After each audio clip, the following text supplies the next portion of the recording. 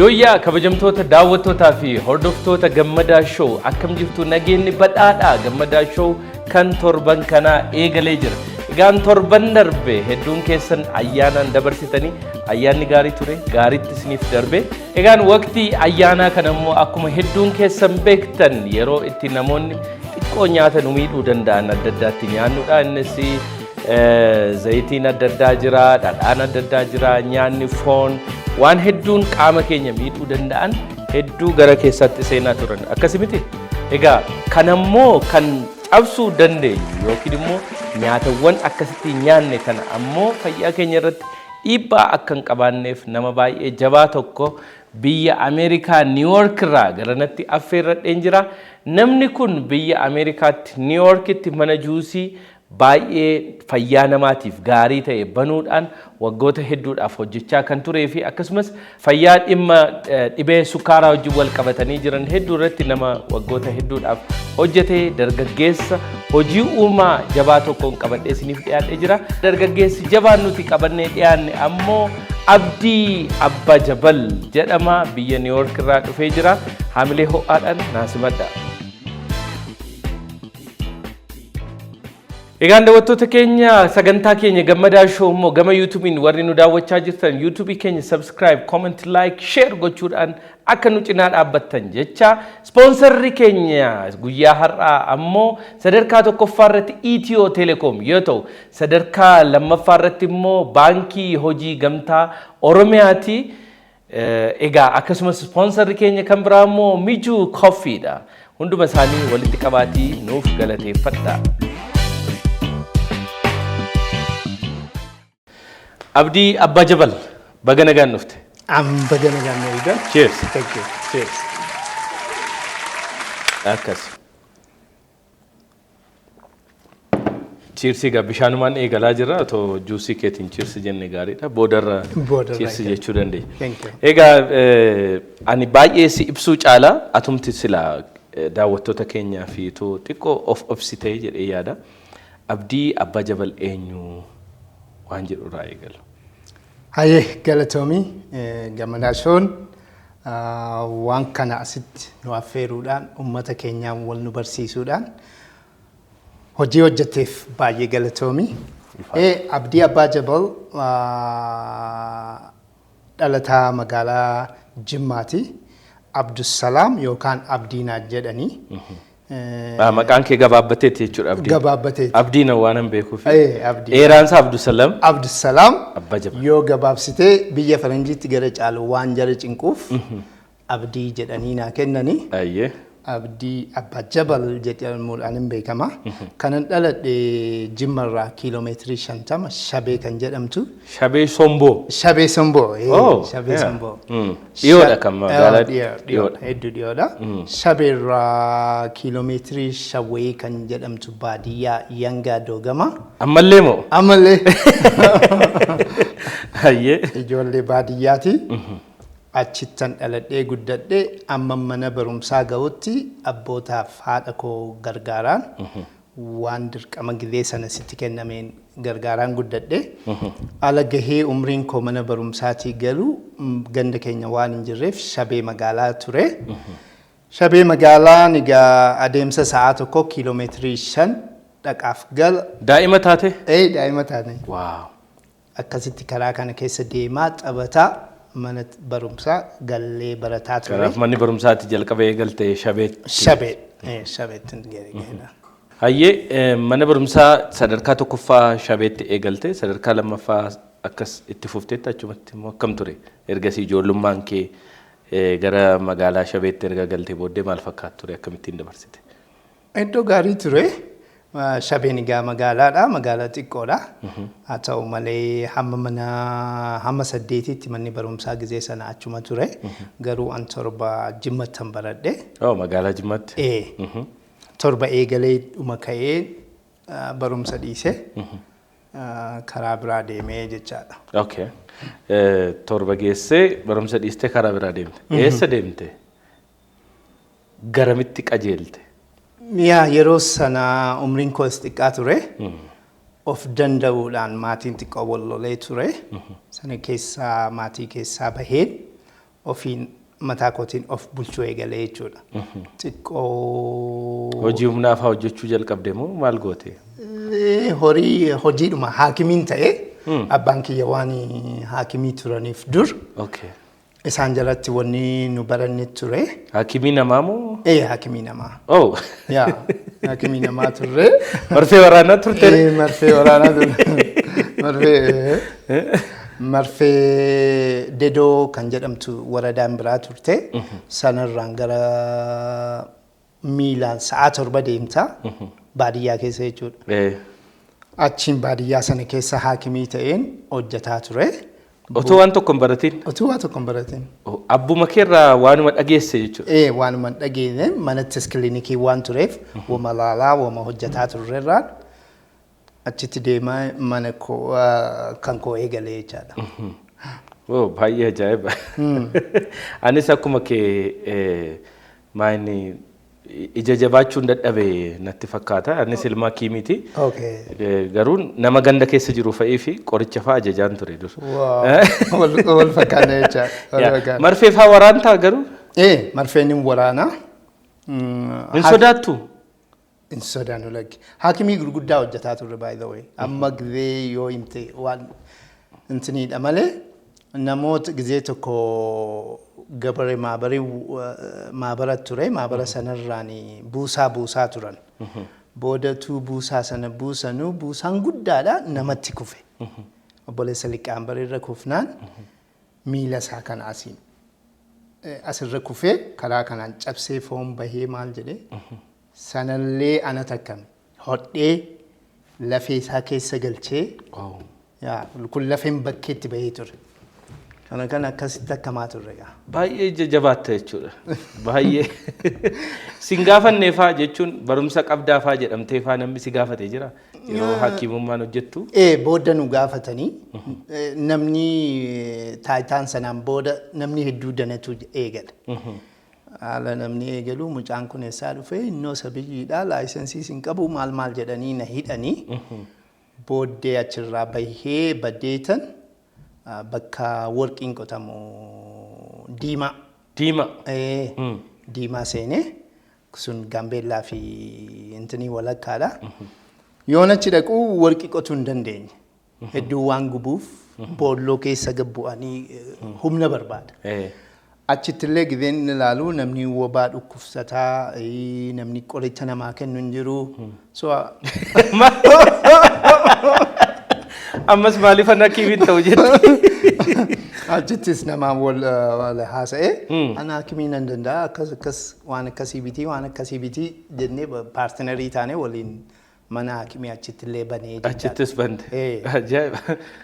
Achitti bannee utuu hakkamnu booddee surmaaniif anyuwaak wal lolanii surmaan nama danuu dhahanii hiriyoo keenya keessa ajjeesanii booddee warri hafan kun nu akkamii maal jettuutti eegalanii sunis hin taane bakka achii nu qabanii bannee kara shaakkisoo deeme ammoo. Ammas bakkuma warqii bira. Warqiin egaa maal ni sitti fakkaata? Waan abbaan keenya dhiisanii deemaniin Suudi Arabiyaa irratti darban. Hajjii dhaqanii. So wamti isaan nama godhaa turan wamti isaan gargaartummaadhaan hojjeta waan gundaa waan tureef waan sanan hojjedhaa warqii kana xiqqoodhuma argadhee sanarraa hojjedha kan jedhudha. So warqii akka diqqaatti argamaa akka diqqaatti si sooromsuusaa. Salphaadhumatti warqee qotattee baaftee baaftaa sooromta jettee waan sanan yaadaa ture. Garuu yoo achi dhaqxu totally different. Akkasiin duuniyaan akkasiin walirratti hin qabamu. Egaa yeroo hakiimummaadhaan hojjechaa turte tarii wanti hangammaatti otoon kanan goone ta'ee jettee fa'aa boodarra itti gaabbitu wayii dogoggora fa'aa hojjette wayii qabdaa ijoollummaadha waan ta'eef rakkoon qabu warra yoo haasofte. Hedduu gaariin ekspiriyaansii gaariin dalagee wamtan gaabbu tokko hin jiru. Hedduu awweer ta'ee. Namni sirkatti rakkoon irra geessi hin jiru. Hedduu namni baay'een si galateeffatee madeema jechuudha. Hedduu galateeffataa. Dr. Abdii siin jedhu. Dr. Abdiin gizee sin kennamne booda gizee New Yorkiin dhaqeen manni juusii koollee akkuma mana fayyaatti waan yaadamuuf namni ala Dr. Abdii jedha malee gizee sanan arganne. Egaa erga gara shaakkisoo deemtee booddee odeeffannoo ani qabuuni eegas immoo gara biyya baqaattiyyuu deemtee turtee jedhani. Garamitti deemtee gara biyya baqaatti ta'uu didee dubbiin warqii qotuu sun ta'uu dinnaan baqachuu naa wayyee jette akka yaadde ta'uu dhabamne. Biyyi warqii gaa akkuma sila siin jedhe diqqoodhuma dhaqxee argattee jijjiirri kee jijjiiramaa waan jedhu turre yoo achi dhaqxus sana in arganne hin mudachuusi sanaan booda bakka biyya kana keessa taa'uu hin danda'u kan jedhu in dhageessa informationii danuu waan dhageessuuf achiin Jibuutii shaakkisoo irraan deebi'ee Jibuutii galee Jibuutii irraan Yaman irraan Suud Arabiyaa kan hedduu karaa hedduu dheeraa ture. Maarkabni nu deemtuun cabnaan Jibuutiif Yaman walakkaa ta'e jechaadha. Jarris wamti jarri ilaalaa deemanus hin jiru milikkitamaan deemu malee GPS hin qabanu. Garamitti akka deeman hin beekan. Galaana kanarra callisaniituma nama oofu. Callisaniituma karaan sun kana jedhaniituma milikkitaan ilaalanii deemu malee wamti kaampaasiidhaan maal wamti jarri deemanuun hin jiru. Karaa irratti bootiin keenya cabee booddee Eertiraa dhufanii nu qabanii mana hidhaa Asab turre. Akka ji'a tokko achitti hidhamnee booddee warrumtii abbaan bootii sun kaffalanii nu baasanii Yamaniin nu geessanii Yaman irraan Suud Arabiyaa galle sunillee miilumaan. Yamaniif Saudi Arabiyaan miilumaan deemama. Miilumaan deemama. Deemsa bishaanii qabu sun. Deemsa bishaanii qaba. Achiin booda erga Suudii gallee xiqqootumaan hojjetin ji'a sadiin booda qabamne. Suudittis? Suudii qabamne takka mana hidhaa turre. Mana hidhaa keessatti paaspoortii malee deemnee miti. Eessa deemuu qabnaa kan jedhudha inni kaan South Afrikaa himata. Warri South Afrikaan imbaasiin dhufanii si gaafatu ayyuu South Afrikaan afaan isin beektu maqumaan Itoophiyaatti galuun naan ta'u jetteetuma yookaan Keeniyaa himataa yoo Keeniyaan imbaasiin dhufe Keeniyaadha eessa afaan maalii haasoftaa siin jedhu hin haasoftu dinaay godhaniituma si deebisu. Booddee ji'a sadiin booda manni hidhaa si ifachiisa. Ani Itoophiyaadha jettaa imbaasiin Itoophiyaa si dhufa. Akkasii naannoof bakka itti dhalatte si gaafattu asumaan lissi paasee si kennu. Suudiin mootummaan immoo tikkeettii si kutee biyya si gaggeessa jechuudha. Qabanii si deebisan jechuudha. Qabanii si deebisan. Eega Saudiin ga'e waan hunduu naa darbe jettee jireenya jalqabuuf kaatee qabamtee deebite. Qabamee. Waaw. Okay. So arga dhufnees hin taane booddee karaa deemsa akkamii keessa deemaa turtan gaa rakkoo akkamiitu immoo isin mudachaa ture jireenyi baqaa kun baay'eensa yeroo kana keessatti waan baay'ee nama gaddisiisu hedduu qaba. Ammumallee guyyaa har'aan ifatti teenyee haasofnu kana keessa ijoolleemti Oromoo hedduun isaanii baqaan deemanii hedduutu irbaata allaattii ta'e waan ta'eef jechuudha. Rakkoo akkamii keessa darbu waan gorfamu wayiiti baqachuun. Lakkee hedduu cimaadha. Rakkoo ilmi namaa bakka lafa taa'etti muruu hin dandeenye. Aadaadhaan waliin galtu, afaaniin waliin galtu, eenyummaa keellee yoo maal ta'e eenyuun si baruu hin danda'u. So rakkina hedduu jira. Ala biyyaa baate biyya ormaatti. So sana waan nu suggestiin goone baqannee. Haa ta'u malee nama hedduun nu biratti dhumee nama hedduu rakkina adda addaa keessa bahee sana keessa baanee egaa biyya deebine. Waa'een kee waan baay'ee nama ajaa'ibu immoo rakkoo amma sana hundumaa keessa baatee bakka Saudi Arabiyaa geessee achirraa immoo qabamtee gara biyyaatti deebite. Ammallee immoo baqadhu malee jettee deemtee New York geesse akkam ture sun?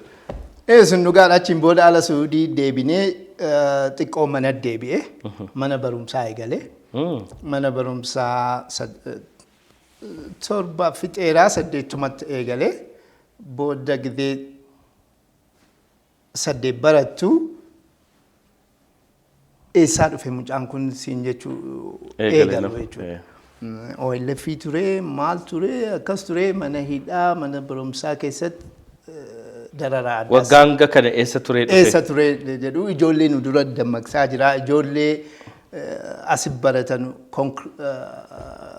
biyya nurratti kakaasaa jiru. Nu kakaasaa kan jedhu hammeenya cimaa ture. Sanas bakka hin dandeenye achumaan biyya Keeniyaatti immoo baqadhe. Ammas? Biyya Keeniyaa ture. Biyya Keeniyaa waggaa 5 ture. Waggaa 5? Waaw. Naayiroobii hojii adda addaa hojjetaa maatii adda addaati wajjin akkasitti waggaa 5 booda New York City galee jechaadha. Keeniyaarraa gara New York. Baqattummaadhaan achitti galmooftee jechuudha? Baqattummaadhaan waan UNHCR'n madaaluun politikaa asaayilamii gaafattee biyya sadaffaa kennamaaf kan jedhu ispoonsarriis nu ergame achirraa Ameerikaa galuu dandeenya. Biyya baqaatti gaa kan dhibeensi qabe maal ture Naayiroobiitti dhibeenni yeroo si qabe maal ture maal miira akkamiitu immoo sitti dhagahame abdii kutannaan wayii sitti dhagahame raayii maal yaaddee turte? Naayiroobiitti na qabe dhukkubni sukkaaraa kan jedhamu sanaayyuu ani wobaatti hedduu na dhukkubaa ture biyya warqiis waanan tureef. Gammoojjii keessa waan turteef? Gammoojjii keessa waan tureef. Nyaatas dhiisee gizee barahaa deemnu gizee Jibuutii deemnu miilaan deemaa waan turreef sana hedduun garuu ala Naayiroobii galee imbaasii galuu meedikaalii harii si ilaalu meedikaaliin koo gizee sana bilaad shugariin koo baay'ee ol ka'eera bareechee. An sukkaara qabas jedhee hin beeku takka. Ati ani nagaadhuma jettee yaada turte? Nagaadhuma yoo na dhukkubes wobaadha malee. Sukkaaraa takkumaan nageenye. Kanaaf dubbiin busaa jedhamtee yaadamtee gara gaafati meedikaalii piroosesiidhaaf jechuudha kanatti jettee ilaalama. Piroosesiidhaaf. Haala naquu sukkaara beektaa sukkaarri maanni akkas. Sukkaara suma nyaatan hin beekne. Suma nyaatan dhukkubataanaan takkaan argine.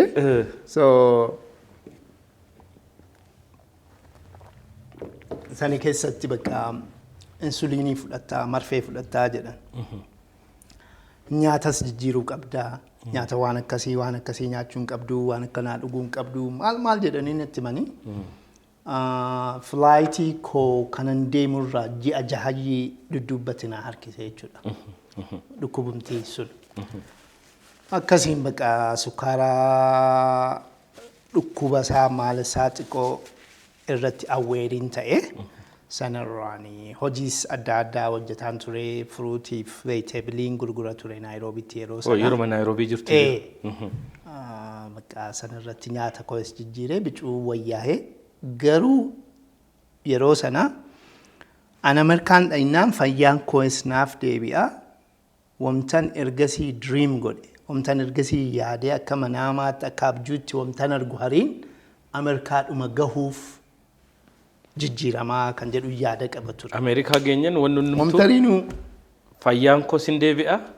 Jireenyi koo sin fooyya'aa matu. Fooyya'aa kan jedhu yaada waggaa dheeraa ture. Erga Ameerikaa geessee akka yaadde sana fayyaan keessa jireenyi keessa fooyya'eera namoonni hedduu nama Ameerikaa deemnu malee yoo Ameerikaa geenye malee nagaas fayyaas qabeenyas jireenyas hin argannu jedhanii yaadu. Maal jettati? Totally wrong. Anis yaaduma sana yaadaa ture. New York in 2004 gale. April. 2004 akka faranjiitti. Akka faranjiitti. Alan galee torbii lamaan booda abdii kute. Akkuma seenteen? Akkuma seeneen. Bakka ilmi namaa joogiraafikaalii jijjiirrate yookaan biyya jijjiirrateedha. Jireenyi isaa yookaan fayyaan isaa akkan jijjiiramne. Eessaayyuu jiraattee fayyaa keessa jijjiiruu dandeessaa, ikoonomiis fooyya'uu dandeessaa kan jedhu irra gahee. Sanaan booda waggaa dheeraa natti fudhate kan realize godhee implement gochuudha. Booddee sukkaarri koos akkuma jedhee insuliinii dabalii kana dabalii meedikaalii akkan irra caalaa. Tasuma achitti si rifachiisa. Hedduu. Sanaan booda wamtan gochuu qabu maanni kan jedhu nutritionii kilaasii qara'ee mana barumsaatii bahee bakkan jiru bakkan jiraadhu Harlem jedhama. Historical place dha bakka Afrikaan Ameerikaaniin hedduu jiraatanu. Manni nyaataa hedduun nyaata fayyaa hin jiru. Nyaatuma akka amma biyya kana reef dhufaa jiru. Nyaata bargarii akka maal fast food isa jedhama. Fast food. Nyaata dafanii dhaqqaban garuu fayyaa namaatiif gaarii kan ta'e. Fayyaa kan namaatiif gaarii hin taane nutrition value waa tokko kan hin qabne sana booddee maal hojjechuun qaba jedheen hojii lama hojjedha ture. Hojii tokkotti gabbuuseen bakka hojii tokko sana hoomworkii kana ofii kenne. Yoom maal hojjedhu of fayyeessee communitiin eddee jirus gargaaruu danda'a kan jedhu yaada hedduu dheeraa ture.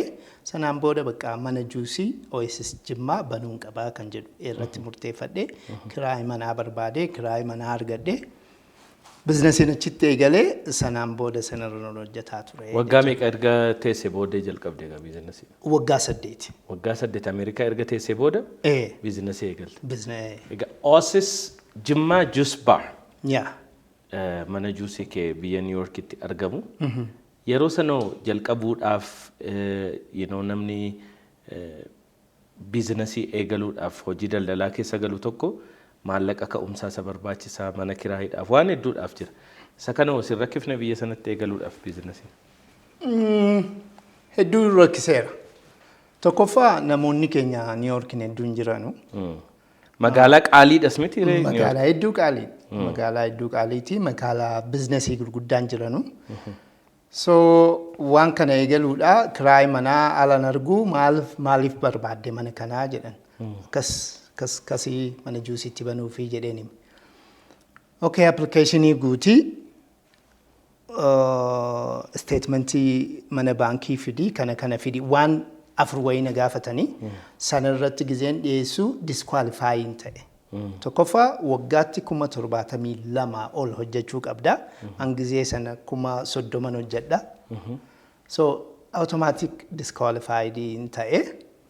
Booddee biyya kana dhufee deebi'een ammallee barichee gaafadhe.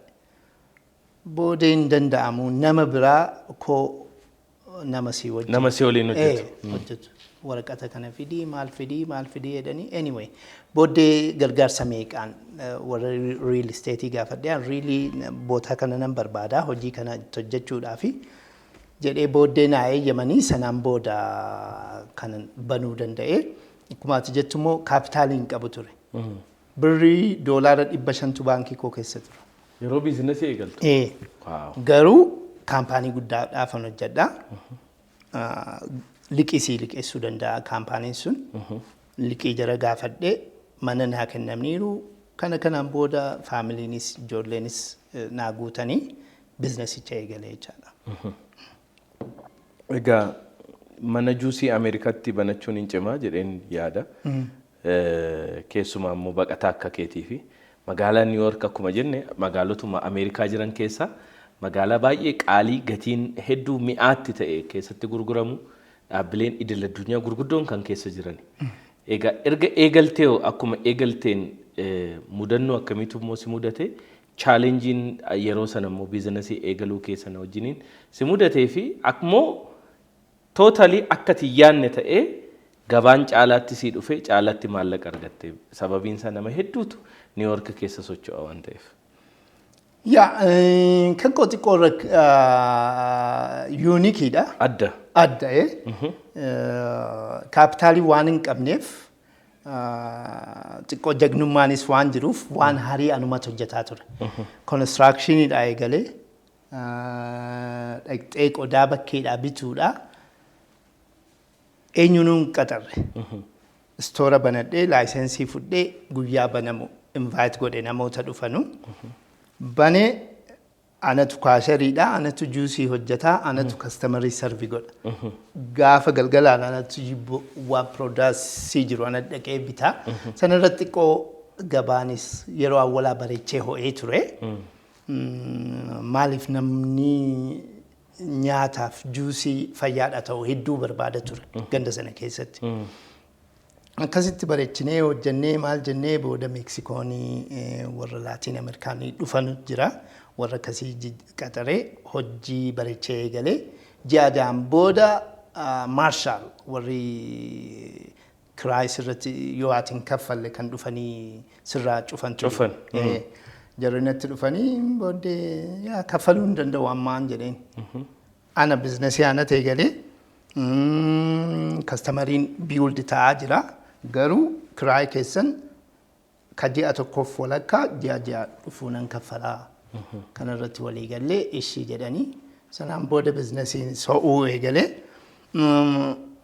anis mana qofan ta'e mana barumsaan dhaqaa mana barumsaatti shookoo kana akka nyaataaf niutirishiiniin barbaachisaa akka ta'e namoota qayyabsiisaa akkasitti biizinasiin ho'aatu dhufee jechaadha. Egaa akka sila jettee ati dhukkubsataa dhibee sukkaaraati. Namni dhibee sukkaaraa dhukkubsatu immoo nyaata baay'ee madaalawaa akkasumas nyaatawwan dhorkaman sukkaara of keessaa qaban hedduutu jiru. Juusii immoo nan hojjedha gaafa jettu juusii xiqqoo fayyaa namaatiif gaariidha jedhamee yaadamu. Juusii akkasii hojjechuu fi kanatti murteessitee hojjettu. Mee si biratti juusiiwwan akkamitti hojjetamu? Maqaa hoo qabu maqaatti gooteetta maqaan juusiin kun immoo akkuma biyya kanatti avokaadoo paappaayyaa tokko naa fidi, avokaadoo tokko naa fidi, ispiriisii jedhanii yookiin ispeeshaalii jedhanii waan akkasitti waamu. Si birattoo maqaa addaa qabu juusonni kun maal fa'aa of keessaa qabu? Juusii gosa meeqa ammoo hojjettu? Meenuun koo guddaadha. Yuunikiidhas. Bakka sadiittan qoode tokko smuuzii yookaan kan fruutii irraa qofa hojjetamu. Lammaffaan juusiidha. Juusii jechuun kan faayibar hin qabne kan juusii dhumatti galchitee qoshashaa isaa asitti baasee juusii isaa qofa sii kennu. Kun mostly warra qayyisirii, kaarotii yookaan qayyisirii kaarotiinis juusiin ta'a? Juusii ciccimaadha. Okay. Baalota danuu juusii goona. Cucumber, kale, salaaxaa adda addaa kana goona. Kan garuu sadaffaan meenuun sadaffaan jechuudha kan beekamu juus paarmaasii jedhama. Juus paarmaasii jechuun juusii ta'ee waan fayyaa ilma namaatii hojjetu jechuudha. Sana keessa maaltu jira? Fakkeenyumaaf ansii kakaasaa daayibeetik kan jedhamu jira. Daayibeetik jechuun nama dhibee sukkaaraa kan qabu. Daayibeetikii keessaa waan sukkaara gadi hir'isuuf waan sukkaaraa ta'uu achi keessa jira. High blood pressure warra blood pressure qabuuf waan sana dhiibbaa dhiigaa ta'ee qoricha qufaa yookaan kan utaalloodhaa ta'u cold filter kan jedhamu jira. Danuu jira gaa. Achi keessa meenuu adda addaatiin. Meenuu akkasiin juus paarmaasii keessa goone gara 60 ta'a yoo qoqqoodameef. Gosa 60. Baay'een isaa garuu waanuma fayyaa wajjin wal qabata. Waan fayyaa. Juusii noormaalii namni akkanumatti bakkeetti argatu kana osoo biratti hin argata? Keenya gara caalu akkuma siin jedhe yookaan madaalaa fayyaatirraan eegalle nu. Fakkeenyaaf yoo rakkoon eegalchiise waan ta'eef. Rakkoon eegalchiises waan ta'eef uummannis immoo waan akkanaa argachuu qabaa yookaan waan akkanaa miis godhee jira. Nyaata akka dawwaatti qoricha akka nyaataatti. Utuu kana fayyadamne qoricha akka nyaataatti nyaata akka qorichaatti. Meegaa piroodiisaroonni koo sila akkanatti himanii asittis juusii Niiwuorkitti hojjettu sana nu hojjechuudhaaf qophooftetti jedhanii maal jetta? Bareechinee juusii Niiwuork asitti Gammadaa Shoo biratti hojjennee isinii dhiyeessina. Qophaa'aadha. Qophaa'aadha.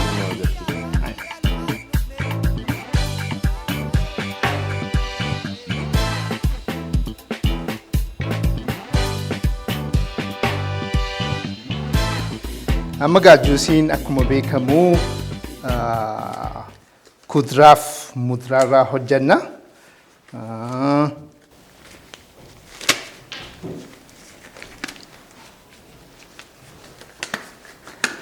Wantoota baay'ee qopheessiteetta.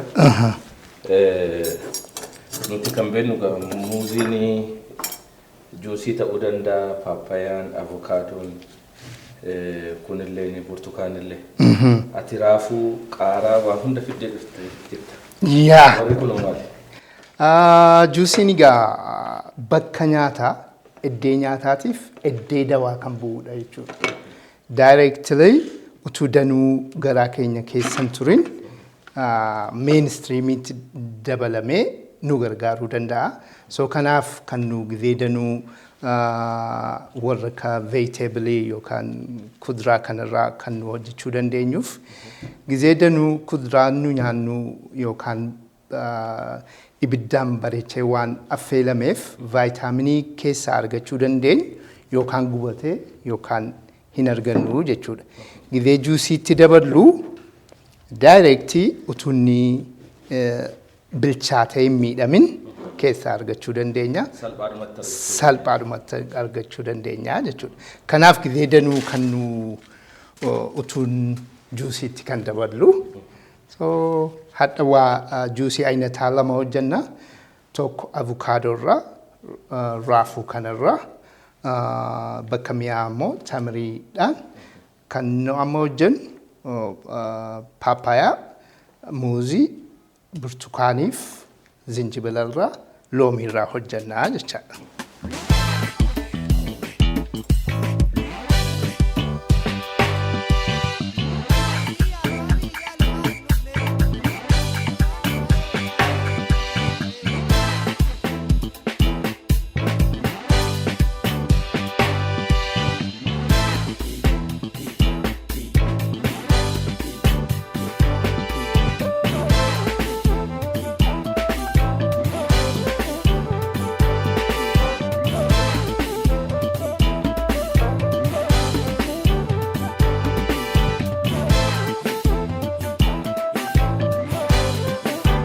Juusiin kun amma gaa paappayaa, burtukaana, jinjibila, loomii, muuzii. Kana arfan ka gaariitti qopheessineerra. Kan ingrediensii lammaffaa hojjennaa jechuudha. Kan lammaffaa beezoon avukaadoo goona main resoursiin isaa jechaadha. Avukaadoo jechuun pirootiinii hedduu kan keessaa argannurraayi. Dur yeroo ijoollummaa turre avukaadoo tokko nyaachuun hanqaaquu yookiin buuphaa torba nyaachuudha jedhu. Dhugaadha wanni sun? Dhugaa. Pirootiinii hedduu qaba. Kana akkamitti sana keessaa akka argannu wajjin ilaallaa hojjannaa jechaadha.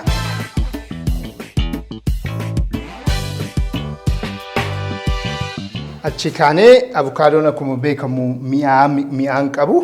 So soorsii mi'aa akka sukkaaran fayyadamneedha. Namni baay'een yeroo juusii daaku sukkaaratti naqanii akka inni mi'aawu godhu. Kanaaf mi'aan naachuraalii akka argamu yookiin uumamaan akka argamu yaalta jechuudha. Sukkaara uumaatti naqnu. Kanaaf keessumaa namoota dhibee sukkaaraa qabanii fi sukkaaratti naqanii fayyadamuun miidhaa cimaas waan qabu. Miidhaa cimaa maaliif already fruutiin adda addaa of keessaa mi'aa gaarii mi'aa guddaa waan of keessaa qabanuuf dabalata sukkaarrii hin barbaachisu.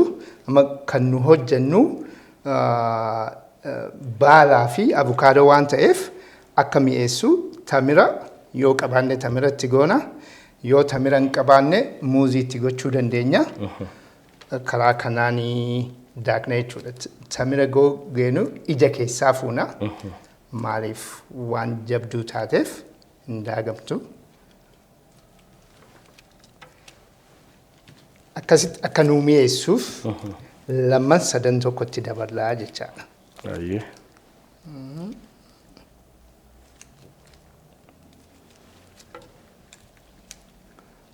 So avukaadoo daballee jirra. So daggala yookaan spinach yookaan raafuu dhugaa ta'ee vaayitaaminii guddaa keessaa arganna. Daawwattoota keenya raafuunis juusii ta'uuf deemti. Raafuu namni hedduun manatti affeelee nyaatu.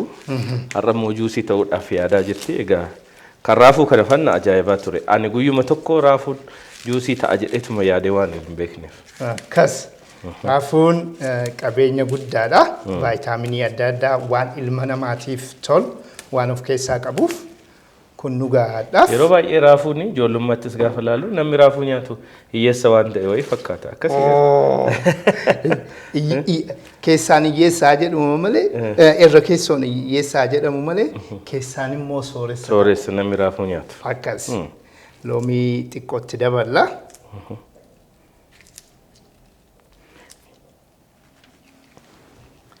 Bishaan qulqulluu ta'e abukaadoo waan furdaa ta'eef gisee akkas jennu kanarrattis namni cabbii qabaate cabbiitti naqachuu danda'a. Kottu gaa waliin daaknaa. Kanammoo anatu daaka. Raafuun hin daakamtiif hin daakamtu dhiisuu isheeyyuu laalu. Amma sirriitti ilaalu.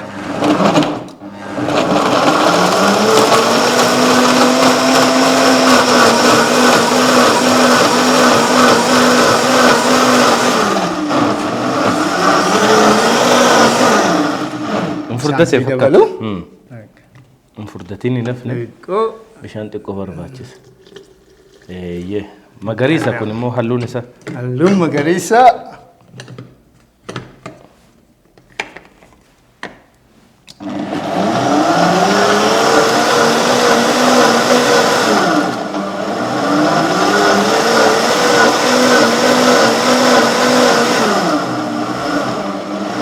Raafuun daftee daakamtee waan hin. Daakamtee baatee.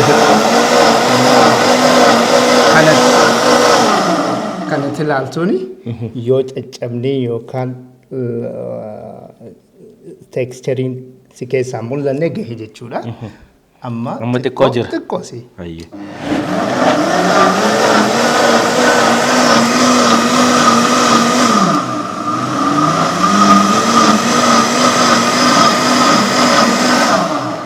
Gahee natti fakkaata. Taateem. Taate. Juusiin lammataas qophaa'ee jira. Qophaa'ee jira.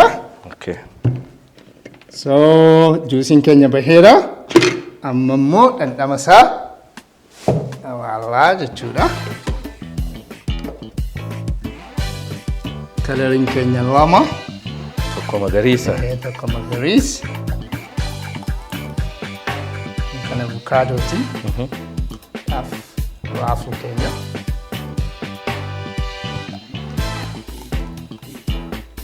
Baala jedha fooliif isa. Baala jedhama. Kan New Yorkitti dabalu almond butter jedhama kan jedhamu jira. Akkuma loozii sanatti dabala xiqqoo.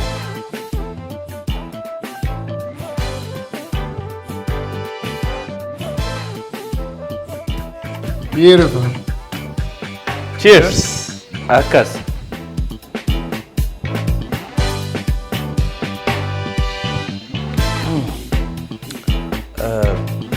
Bareeda.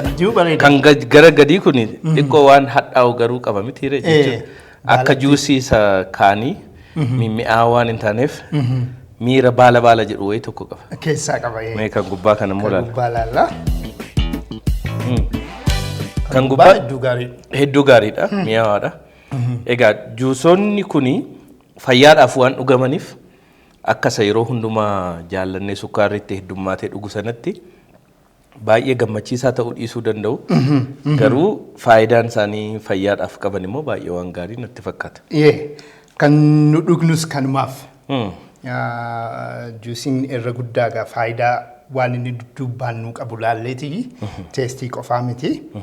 Akkasitti jenna yoo kun xiqqoo mi'aawu dhabaate moor tamiritti dabaluu dandeenya.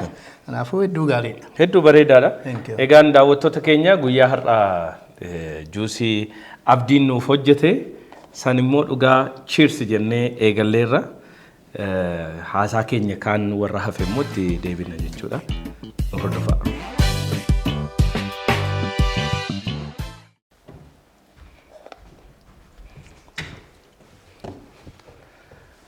Cheers. Cheers. Asitti sirra deebine. Yes. Yes. Egaa akkuma silachitti siin jedhe juusiin ati hojjettu kun immoo baay'ee juusii addaati. Wanti as keessa jiru kun fayyaa namaatiif baay'ee tajaajila yaada. Amma akkuma sila jenne raafuu nyaata qofatti beekna. Har'a garuu juusii goonee dhuguu dandeenyee jirra. Kanaaf wanti adda addaa gara akka daakamutti akka kanatti gaafa dhufee fayyaa namaatiif baay'ee gaarii ta'uu danda'a. Egaa juusiin kee kuni namoonni addunyaarra jiran hedduun isaanii keessumaa namoonni bebbeekamoon gurguddoon juusii kee kana dhandhamuudhaaf jecha si biratti dhufuu jedhan keessumaa kantiibaa magaalaa New York dabalatee wallistooti addunyaarratti baay'ee namoonni bebbeekamoo jedhaman warreen akka 50 Cent dabalatee motivational speakerii fi barreessaa kitaabaa baay'ee guddaa Les Brown dabalatee fi namoonni hedduun si bira dhufu.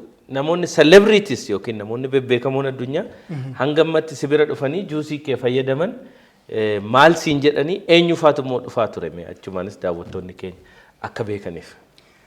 Yaa hedduu gaariidha. Akkuma na eegaleen Conscious-tiin Oasis Jimmaa nyaata gaariif dhugaatii gaarii magaalaa New York community jiru sarvi gochuudha. Sana keessaa akkuma ati jettee namoonni sana barbaadan nu qunnamaa turanii mana istoora keenyas dhufanii dhuguu manattis yookaan eventii gurguddaa qaban irratti nu affeeranii akka nu dhaynee kastamarii nu hojjedhaa jedhanii jara bira dhaynee hojjennaa jechuudha. New York maayoriin amma ati jette haati isaa innis dhibee akka anaa qabu. Dhibee sukkaaraa qabu. Daayibeetikii turan. Hedduu cimaa daayibeetikii low level kan ta'e haati isaa fa'aa ispeeshaalii. Booddee abbaan ni qunname hin beeku nama wayitiin qunnamnaan nyaata akkasii maal akkasii akkas gootee veeteriyaanii nyaata sukkaara piroosesii waan ta'e nyaata pirooses ta'ee faabrikaatti hojjetameen dhufan yoo dhaabdee fayyaan haadha keetii hin deebi'a. Marfeellee dhaabuu hin dandeessii kan jedhu namni itti himee sanaan piraaktisii godhu ana qunnamee booddee iventii mana barumsaa guddaa wayii qopheessaa ture na gaafatan. Iventii sanarratti akkan dhufee nama danuudhaa sarvi godhu. Iventii sanarra wal argine ijoollee mana barumsaati. Mana barumsaa gara nama 500 oltu ijoolleen barattoonni jiru. Sana sarvi goonee isaa wajjinis juusii dhugnee waliin hojjennee parsanaalii isarrattis daayibeetikii ture. Daayibeetikii sana kan inni haandil gochuu danda'een, kontirool gochuu danda'een nyaataaf dhugaatii konsuum godhu. Control gochuudhaaf waan immoo isa miidhu baruudhaan kana akkasitti waliin hojjetaa turre kan biraas jechuudha. Ergasii maamila kee ta'e jechuudha. Ergasii maamila waan gammadee wayii sin fakkaatan baay'ee gammachuun irraa mul'ata. Ergasii 50 Cent fa'aa addunyaa kanarratti wallisaa baay'ee beekamaadha. Sibira kan dhufe suuraa irratti namoota hedduun argaa ture warri kun fa'i. Namoonni jaraka Les Brown speakerii nama guddaadha. Innillee daayibeetikii qaba. Isaallee juusii tolchee ijoollee isaallee waame maashinii juusii bitee fi akka jirri training godhanii akkaataa jirri juusiitti hojjetan abbaa jaraati. Jarri training godheera. Namoota adda addaa namoo hedduu dha'uu dandeenya.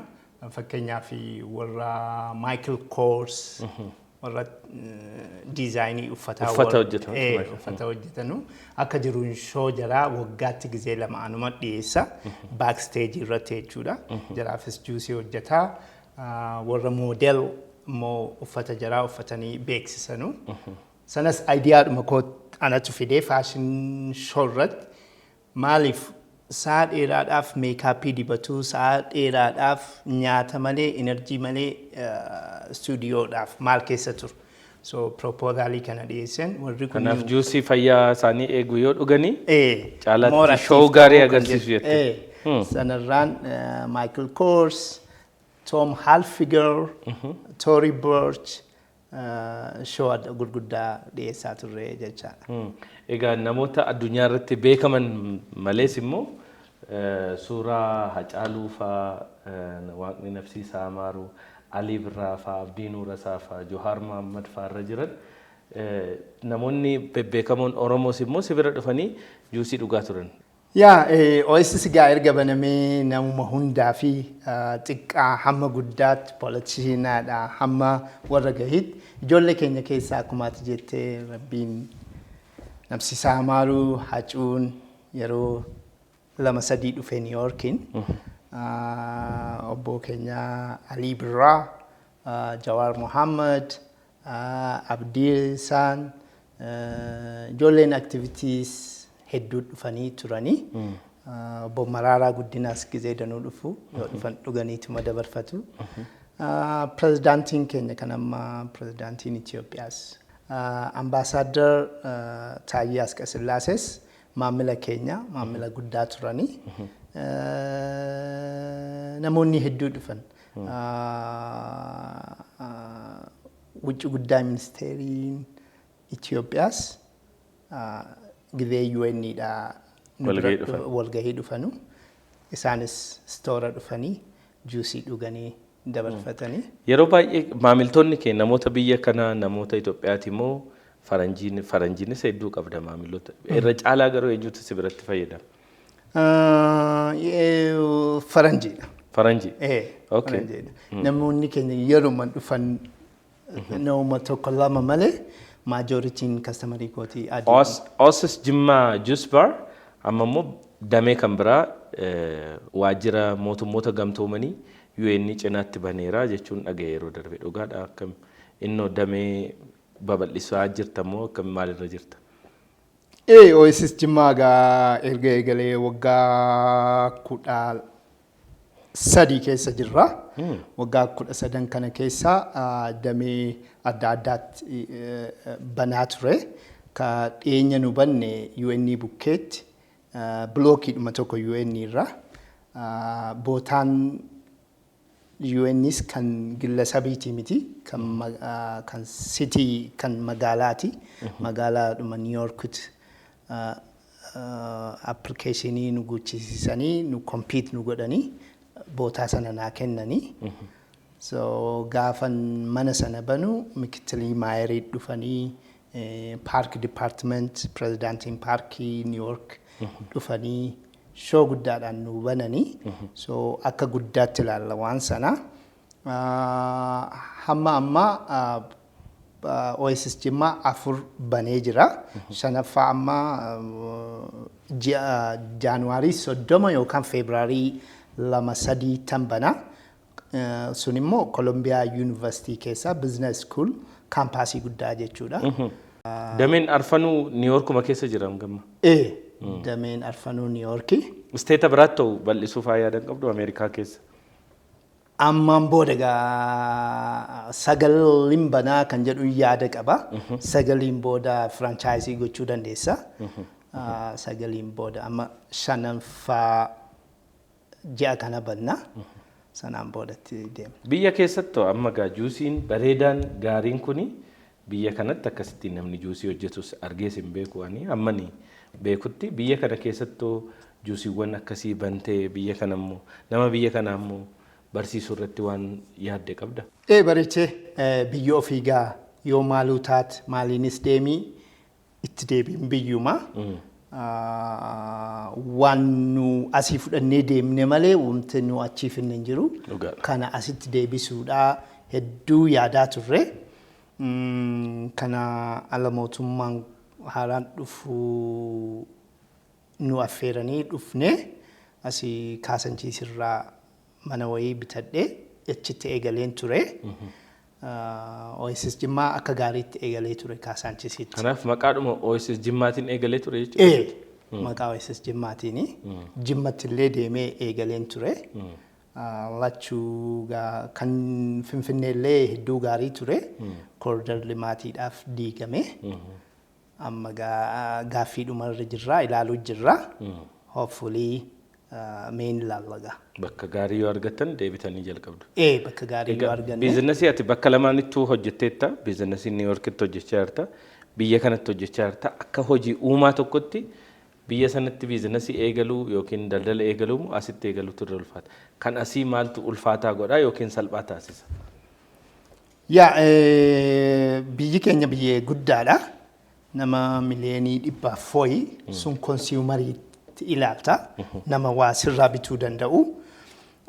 Garuu biizinasiin akka keenyaa interpreneur waan si keessaa ka'e yaada keeti.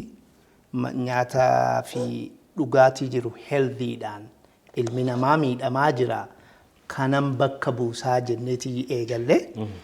Biyya sanatti hedduutu asumaan sirkaa fuudhan. Asitti xiqqoo waan rakkinni sun hedduun mul'anne ta'uu mala. Xiqqoo approachiin mootummaas approachiin namaas xiqqoo promotion godhu. Egaa sun waan waggaa dheeraas biizinasii keessa turameef biyyis waan kaapitaalizimii ta'eef sana promote gochuun jaraan mala. Garuu keenya xiqqoo.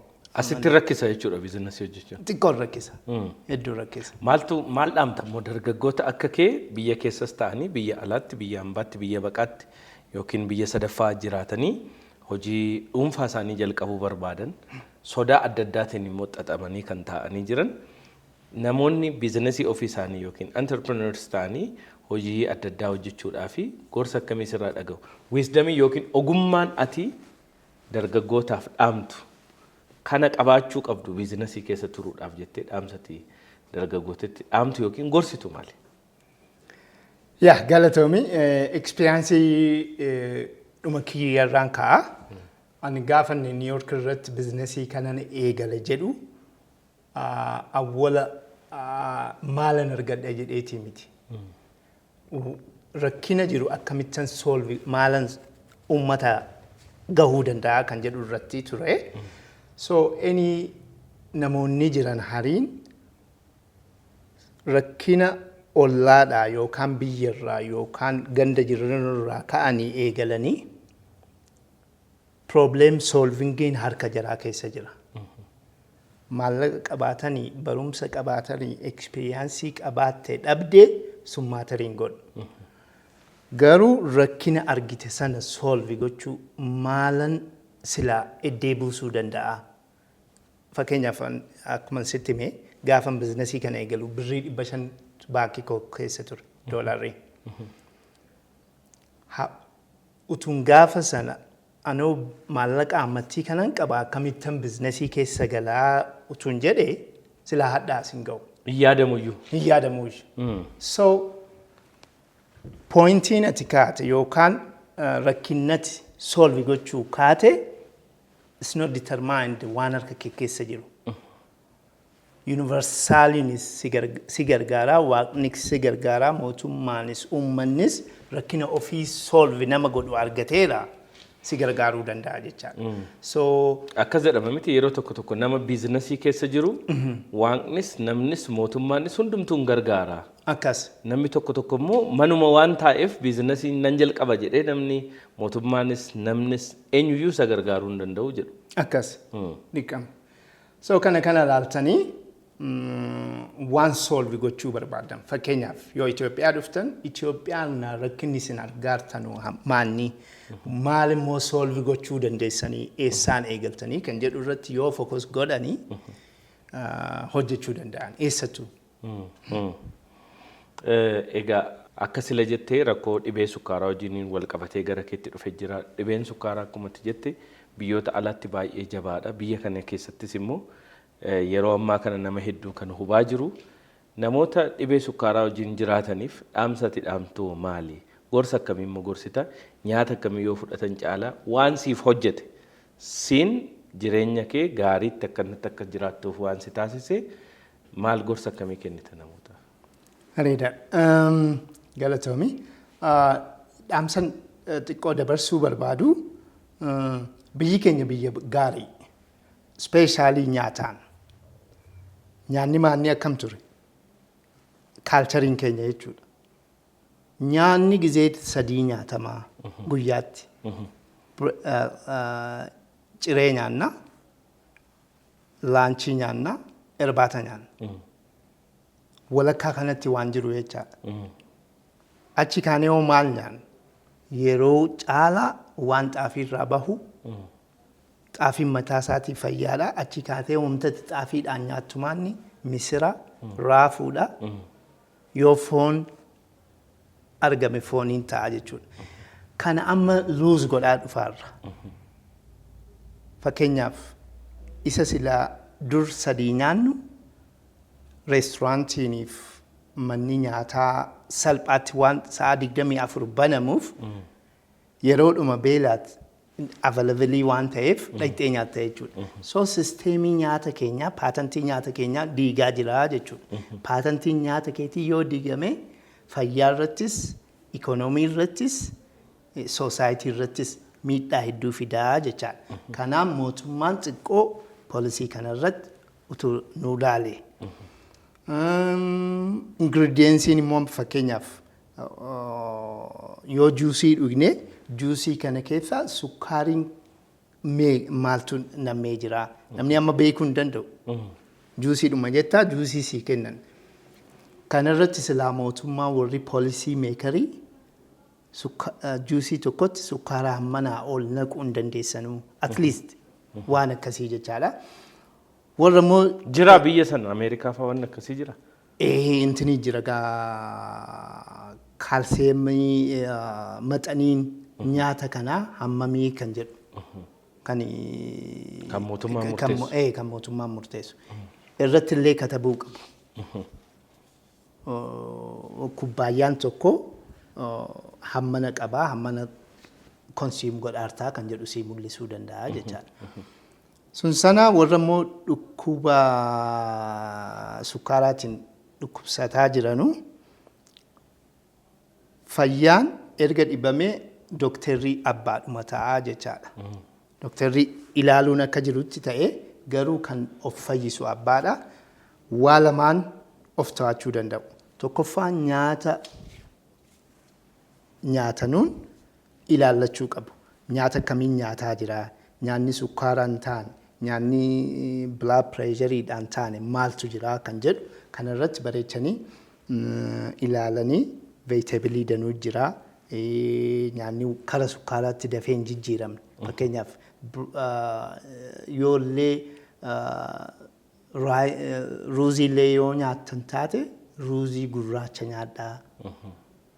Waan dafee kara sukkaaraatti hin jijjiiramne jechaadha.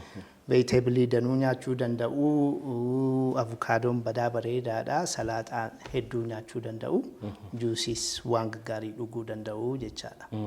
Egaa abdiini kan biizinasiin hojjechuun akkuma jirutti ta'e immoo Oasis Power House jettee community yookiin hawaasa naannoo New York jiru sana hedduus ni barsiiftaa jedhan. Isarratti hojii akkam akkamii hojjechaa jirta?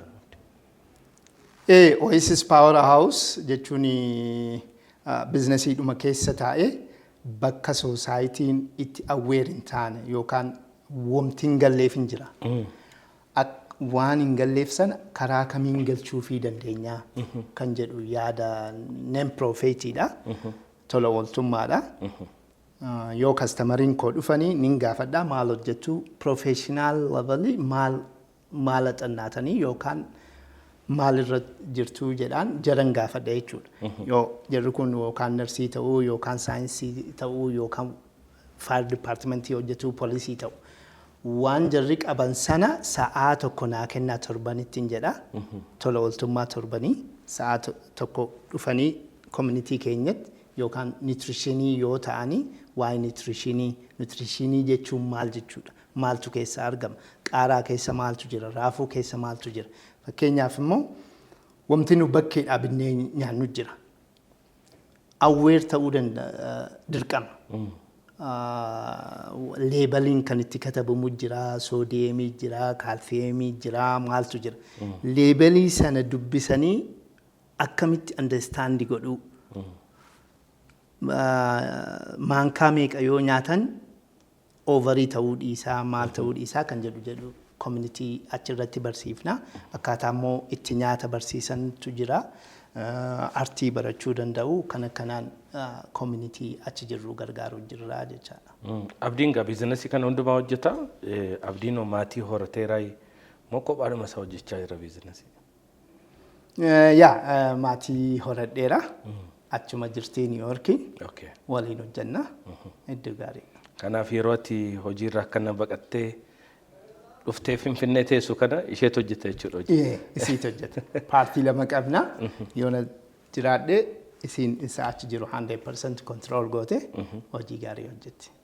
Egaa abdiin namoonni akka kee dargaggoonni akka kee hojii uumuu irrattis haa ta'u gama fayyaa hawaasaa eeguu irrattis immoo bobba'anii argaman hedduu miti sirraa fakkeenya guddaa argine odeeffannoo hedduus dhageenyeerra anii fi daawwattoonni koo gammadaa shoo irratti immoo dhuftee juusii bareedaa akkasii kana waan nu obaafteef muuxannoo kee guddaa kanarraa waan nu qooddeef daawwattoota tokkos kabajee waan dhufteef galatoomii jenna ulfaadhu horii bule. Thank you. Anis galatoomii. Juusii keetiin cheers. Cheers. Thank you. Galatoomii. Itiyoo Teleekoom baankii hojii gamtaa Oromiyaa jijjiirama guddaaf kan oonnate.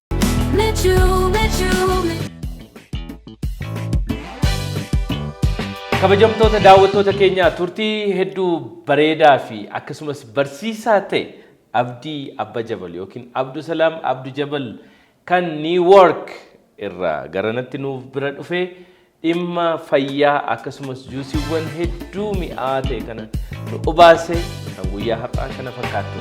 Qophii keenyarraa waan hedduu akka barattan waan hedduu akka dhageessan abdii cimaan qaba. Sagantaan keenya guyyaa har'aa gammadaa shoo kanarratti kan xumuramu ta'a. Gammadaa shoo immoo gama YouTube'dhaan warri nu daawwachaa jirtan YouTube keenya subscribe, like, comment, share gochuudhaan akka nu cinaa dhaabbattan isiniin jenna. Dabalataan immoo sagantaa keenya irratti oomisha akkasumas tajaajila keessan beeksifachuu dhaabbileen barbaadan kamuu karaa lakkoofsa bilbilaa azala isinii keenyu haaloo nuun jechuudhaan nu waliin hojjechuu nu waliin mul'achuu dandeessu jenna. Gammadaa shoo kan torban kanaa kana fakkaatu ture torban keessumaa biraa qabannee hanga walitti deebinutti nama torbanii nu haa taasisu.